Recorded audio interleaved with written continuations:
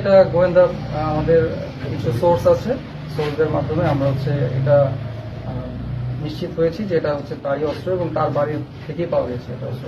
সাথে কি কোনো নগদ থাকে? আমরা মূলত নাইম নামে একজন ব্যক্তি, যার বাড়ি থেকে আমরা মূলত এই মাদক দ্রব্য, নেশাজাতীয় দ্রব্য, মদ, ইয়াবা, গাঁজা এগুলো উদ্ধার করি।